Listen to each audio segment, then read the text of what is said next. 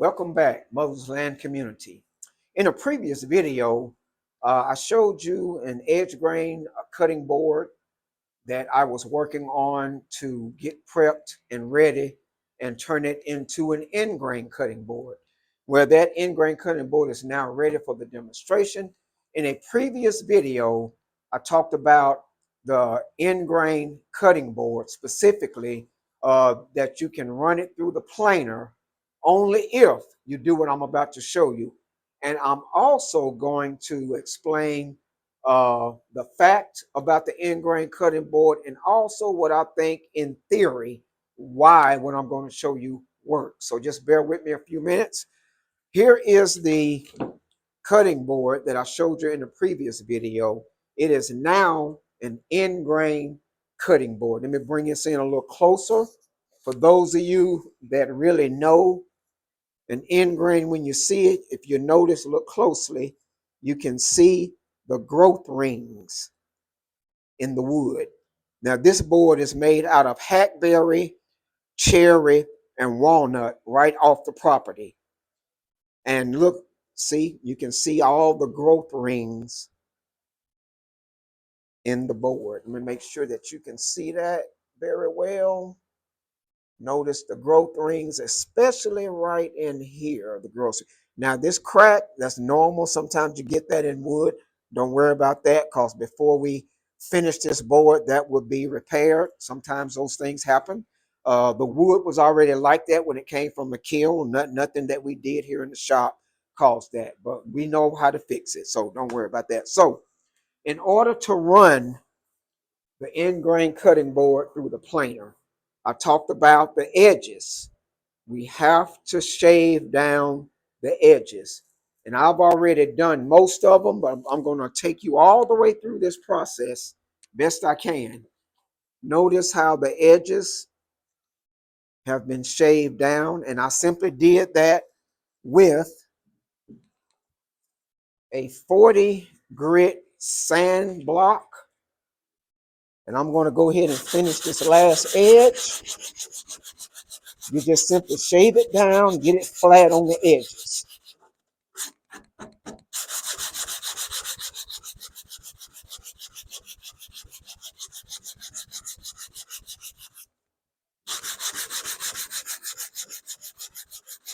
Save this one edge right here to show you what we're doing here. And trust me, this will work every time. I mean, every time. Now, most people have these high-end sanding tables, sanding belts, and all that, and that's great. But sometimes when that wood comes off your slab flattener, especially after the glue up, it is pretty rough. It will take a lot of sanding, and running it through the planer helps a lot. I mean, a lot. So, all right. Now, as you can see, I knocked that edge down. It's flat. So now this board is ready. This end grain board is ready to go through the planer. And just to make sure and show you, let's do this. I'm going to put some pencil mark just randomly in here. When it goes through the planer, it's not going to, because the board is right now it's a little uneven. So the planer is simply going to shave. So it's not going to hit every part of the surface all at the same time, but that's the point we want to get it to where it hits the complete surface all at the same time, because we want it completely flat. Once we get it completely flat, we can work on the other side, do the same thing, and then this board will be ready for the finish. All right, so here we go. I made this little jig because, like I said, the board is a little bit uneven. So let me bring it over here to show you what we're doing here. So what we have to do, like I said, it's a little uneven. So I put it in here, keep it from moving. And I already know where the weak spot is. where it's uneven. So I'm just going to shim that one corner up over there. Just shim it up a little bit. Get the rock out of it. There we go. All right, here we go.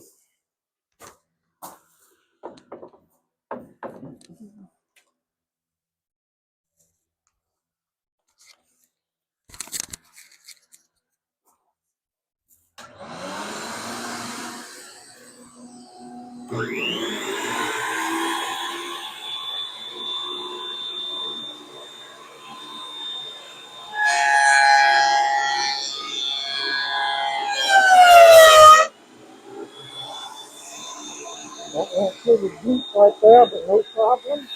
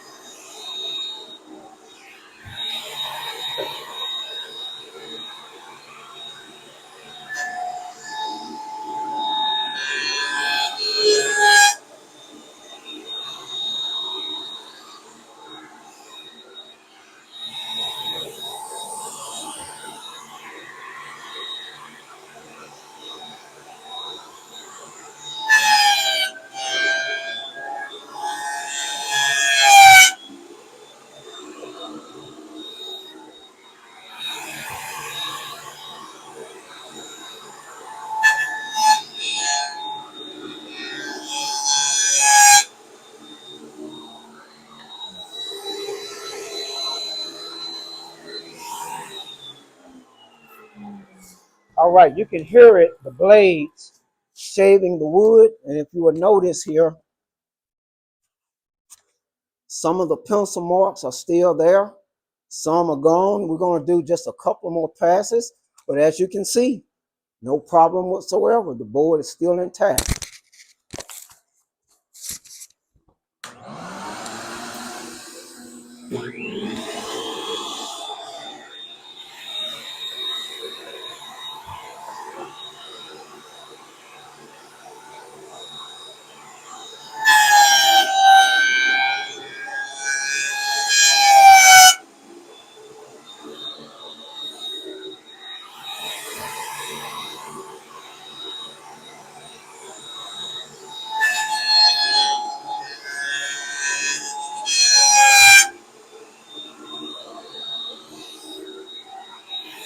One more.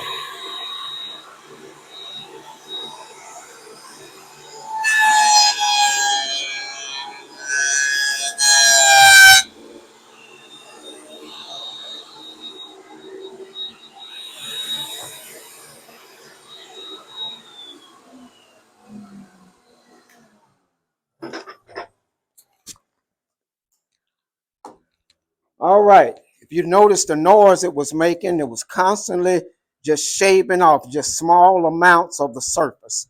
As you can see, I went across the entire board from end to end with pencil marks, and it got the edges here, a little there, a little that. That just shows you how uneven the board is. A little more running through the planer, and once these edges, once they start getting close to this line, then you just simply go back with your 40 grit sandpaper and just shave the edges down a little bit more.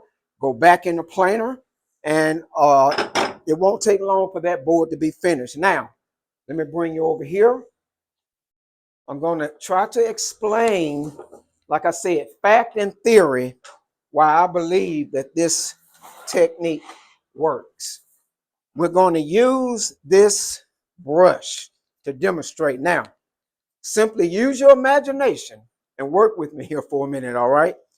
Let's say that this brush is the tree, all right? This is the tree, any tree you like, it doesn't matter. Let's say it's the cherry. And in a tree, every tree have millions of tiny straws. And what they do, they bring the moisture up the tree trunk into the branches, into the leaves. just millions of tiny straws. Now let's say that this was an edge grain board. This is an edge grain. If you were to use your knife and your knife constantly chopping on the edge grain over time, not right away. You won't notice anything specifically right away. You will notice in the edge grain some knife marks, but no problem. A face grain board, I don't make face grains because immediately on a face grain, the knife simply starts chipping away at the wood. But on an edge grain, it doesn't do it as quickly. Now, on an end grain,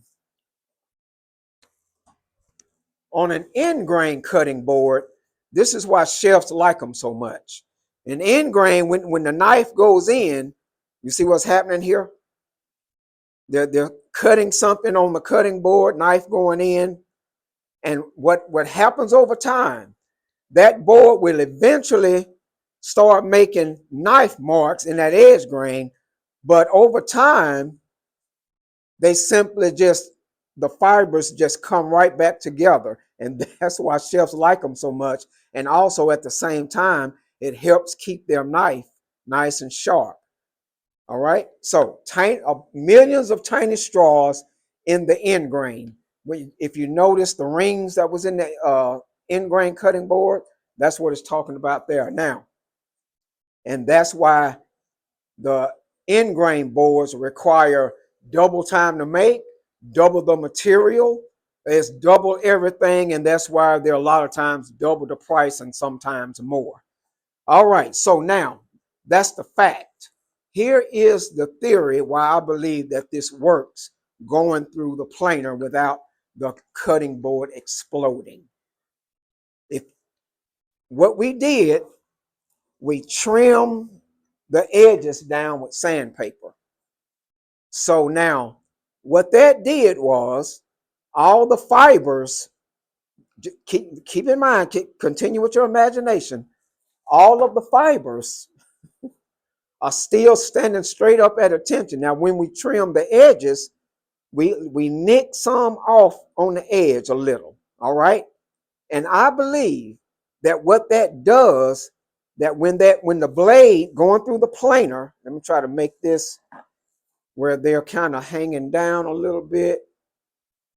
Now you got all these little blades rotating at a high rate of speed, constantly chipping at the end grain cutting board. And let's go this way so we can try to demonstrate this. Hold on. Millions of little fibers. All right. Right on the edges, they're trimmed down. And this thing is constantly rotating, chipping away on the end grain. I think because the edges are trimmed down, that gives all of these that are not trimmed down extra support and helps hold them up. That is my theory. I think that's why that works. That is the process of the end grain cutting board, fact and theory. And I do believe that that's why this process of trimming the edges works. Now, this cutting board, end grain cutting board, is not finished. At some point, we're going to finish it up, and then we will probably give this one away to someone. I actually put this together out of simply scraps, because I demonstrated and talked about end grain boards and didn't have one, so I wanted to hurry up and get one finished up for the couple of people that replied or made a comment that they wish that I did have one. So I went on and rushed one through right quick out of some scraps, and so we demonstrated the end grain cutting board. Thank you for joining us today. Continue to have a blessed day. Amen.